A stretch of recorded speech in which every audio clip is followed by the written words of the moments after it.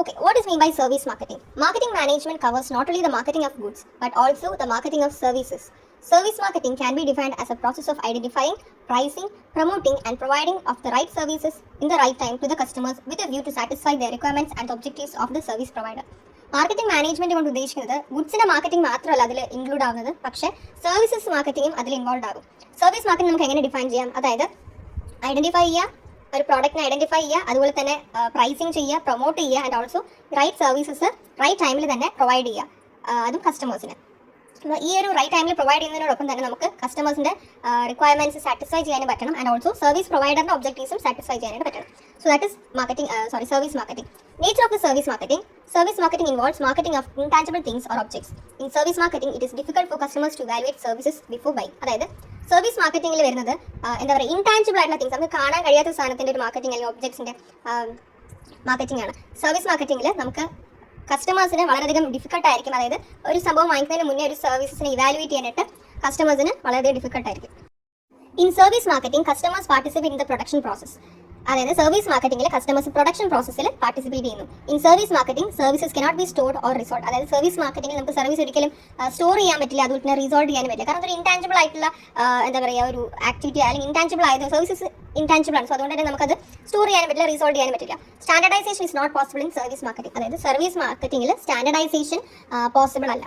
So let's see the difference between product marketing and service marketing. In product marketing, the marketer markets a tangible thing, but in service marketing, a marketer markets an intangible thing or object. Product marketing marketer എന്താണ് ഒരു tangible ആയിട്ടൊരു thing ആയിരിക്കും market ചെയ്യുന്നത്. കാരണം നമുക്കത് കൈ തൊടാൻ പറ്റും, എക്സ്പീരിയൻസ് ചെയ്യാൻ പറ്റും, നമുക്കത് കാണാൻ പറ്റും, അത് ആ ഒരു ടച്ച് ഫീൽ ചെയ്യാൻ പറ്റും. അതുകൊണ്ട് പ്രോഡക്റ്റ് മാർക്കറ്റിംഗിൽ മാർക്കറ്റർ എന്താണ് ഒരു ടാഞ്ചിബിൾ ആയിട്ടുള്ള തിങ് ആയിരിക്കും മാർക്കറ്റ് ചെയ്യുക. പക്ഷേ ഇൻ സർവീസ് മാർക്കറ്റിംഗിൽ മാർക്കറ്റർ എന്തായിരിക്കും ഇൻടാഞ്ചിബിൾ ആയിട്ടുള്ള തിങ് ആയിരിക്കും മാർക്കറ്റ് ചെയ്യുന്നുണ്ടാവുക. അത് നമുക്ക് ടച്ച് ചെയ്യാൻ പറ്റില്ല, അത് ഫീൽ ചെയ്യാൻ പറ്റില്ല. ഓക്കെ.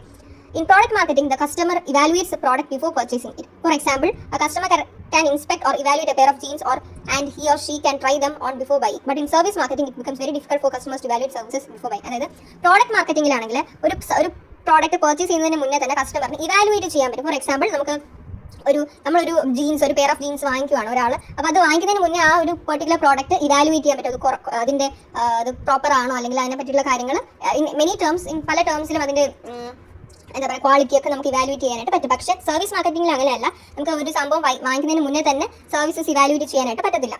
അപ്പോൾ അതുകൊണ്ട് തന്നെ കസ്റ്റമേഴ്സ് വളരെയധികം ഡിഫിക്കൽട്ടായിരിക്കും.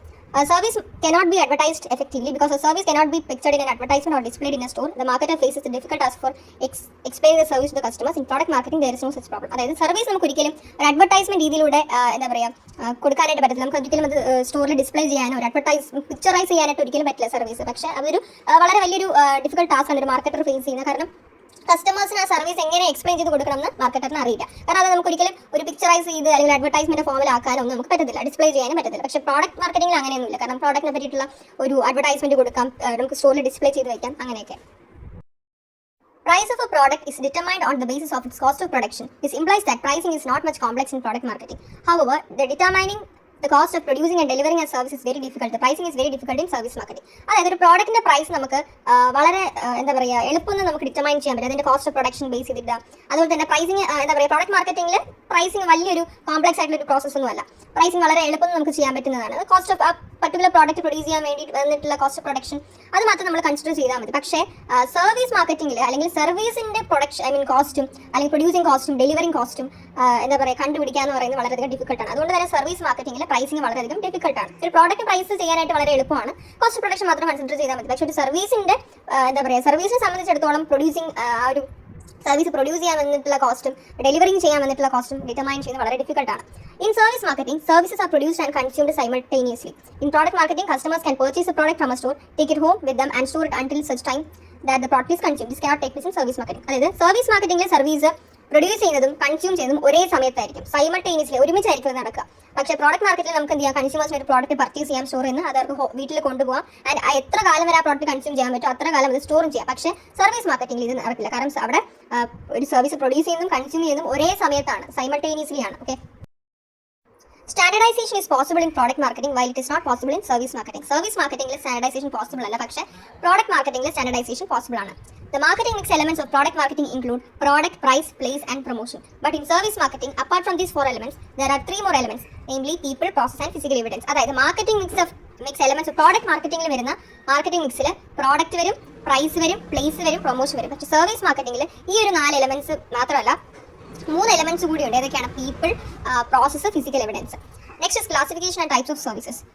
Services are classified in the following 4 categories: production services, business services. Production services, these include repairs, maintenance and transportation of goods. അതായത് പ്രൊഡക്ഷൻ സർവീസസ് എന്ന് പറയുമ്പോഴത്തേക്കും റിപ്പയർസ്, അതുപോലെ തന്നെ maintenance work, transportation of goods, transportation services, അങ്ങനത്തെ services ഒക്കെ ചെയ്യുന്നതിനാണ് production services എന്ന് പറയുക. ബിസിനസ് സർവീസ് എന്ന് പറയുമ്പോഴത്തേക്കും these include banking, insurance, advertising, accounting, finance, market research, credit card, software, call centres and information processing. Business service എന്ന് പറയുമ്പോഴത്തേക്കും banking ആയിട്ട് റിലേറ്റഡ് ചെയ്തിട്ടുള്ള, അല്ലെങ്കിൽ ഇൻഷുറൻസ് റിലേറ്റഡ് ചെയ്തിട്ടുള്ള, advertising services, accounting service, financing services, market research, credit cards, അങ്ങനത്തെ കാര്യങ്ങളൊക്കെയാണ് business സർവീസസിൽ വരുന്നത്. Consumer services: health care, travel, leisure, beauty, entertainment, investment, education, consultancy and brokerage are included under customer service. അതായത് health care services ഉണ്ട്, അതുപോലെ തന്നെ travel services കാണും, beauty, entertainment, investment, education services, consultancy service, അതൊക്കെയാണ് consumer സർവീസസിൽ വരിക. Government provided സർവീസസിൽ വരുന്നതാണ് infrastructure, defence, police, broadcasting, education, medical and others. Government provide ചെയ്യുന്ന സർവീസാണ് ഇൻഫ്രാസ്ട്രക്ചർ സർവീസസ്, അല്ലെങ്കിൽ ഡിഫൻസ് ഇതിലുള്ള സർവീസസ്. പോലീസ് ഒക്കെ ഒരു എക്സാമ്പിൾ ആണ്. ബ്രോഡ്കാസ്റ്റിംഗ്, മീഡിയ, എഡ്യൂക്കേഷൻ സർവീസസ്, അങ്ങനെ മെഡിക്കൽ സർവീസസ് വരാറുണ്ട്, അങ്ങനെയൊക്കെയാണ്.